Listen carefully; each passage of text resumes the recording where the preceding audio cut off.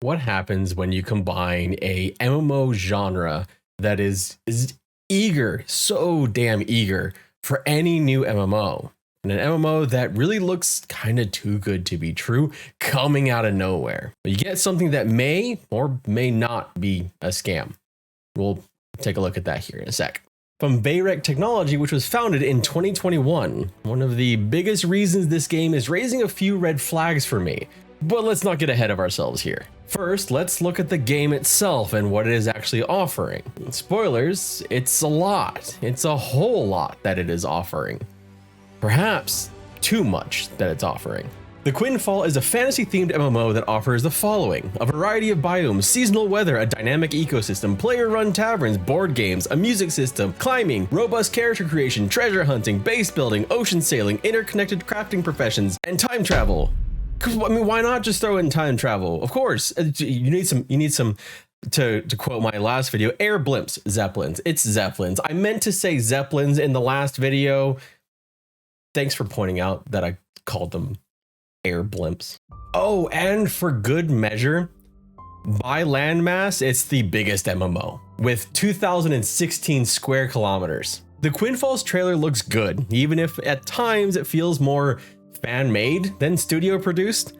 We get to see a ton of the game. After all, this is an 11-minute showcase. That's a lot of coverage, and even if it looks like there may be some assets being reused from the Unity store here, it doesn't prevent it from having its own charm, kind of. But there was still some very interesting and exciting things that we got to see. For me, notably the weather system, like Throne and Liberty, Ashes of Creation, and Pantheon. We may be fast approaching a point with games made in Unity and Unreal that weather is commonplace, but utilizing the E in PvE as an environment to the point that these games are still feels kind of new. For the Quinfall, it sounds more akin to Ashes of Creation and Throne and Liberty, with places being accessible or inaccessible due to weather, either through drought or flooding. But you also have things like plants and animals that'll be impacted by the climate, which sounds a bit more like Ashes of Creation.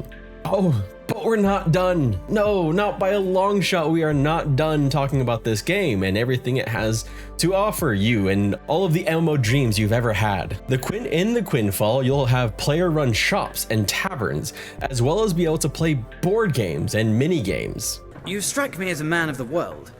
Are you familiar with Gwent? No, and I don't have time to learn. And you'll even be able to create your own music. This has shades of Ultima Online, Star Wars Galaxies, Lord of the Rings Online, and even Final Fantasy XIV. But we all know what the best mini game to ever be in an MMO was.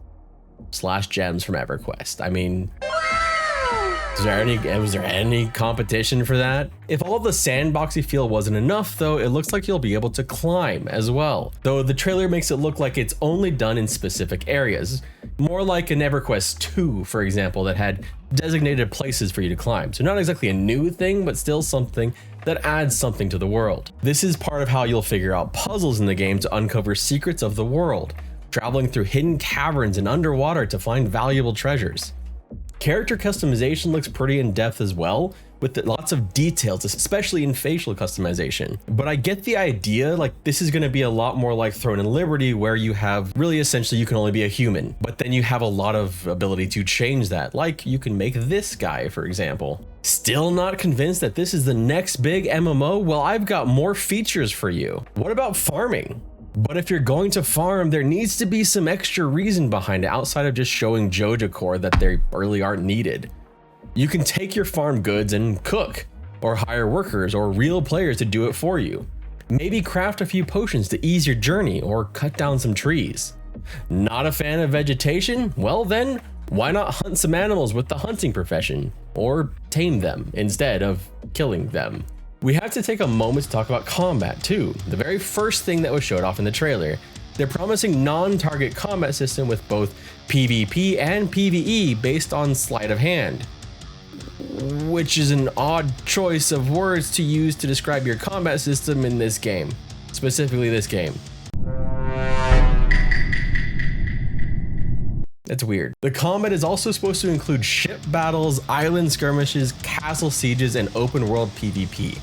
In the trailer, we also got to see a few giant PvE targets that looked a bit like raid targets. with multiple people attacking all at once. I'm forgetting one thing though, one thing that would for sure make this the biggest MMO ever. What was it?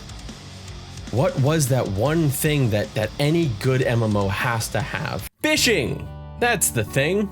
Fishing, yes. So there is fishing in the game. Actually looks kind of fun. And there's even more to this game than the things that I have listed. It's basically a laundry list of everything really any MMO player has ever said they wanted to see in a game. You'd be more hard pressed to find something that isn't in the game than something that is. The claims about this game are big. They are very big.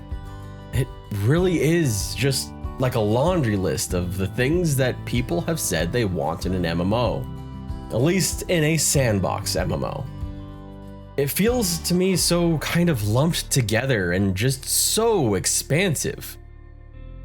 There doesn't seem to be any kind of singular theme, anything that would make this MMO stand out, except for the sheer breadth of what they are offering.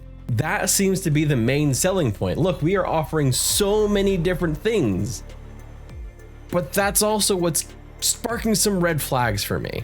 The game just kind of feels a little bit soulless. Let me know in the comment section down below if you feel the same way, or if I am totally off base on this, but I just feel like it just feels, something about it is feeling empty. It's more of a gut feeling. Now, when I first heard about this game, when I saw multiple articles about it, when I saw videos on it, my initial thought was, oh, it's going to be like a spiritual successor to Ultima Online.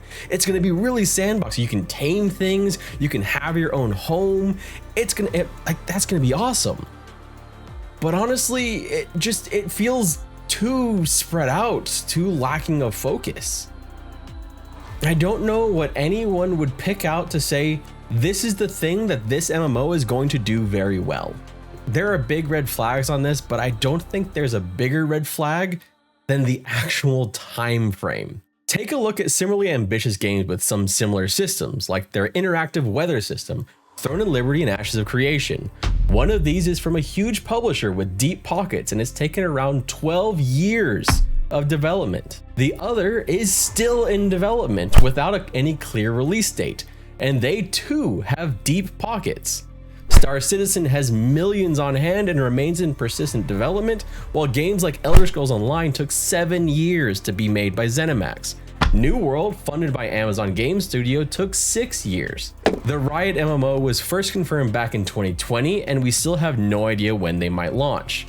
Now, you could say that the advancement of Unity and the advancement of Unreal Engine have made it easier in a way to make games. You have a lot of assets. Is that potentially one of the things that could be leading to the faster production here?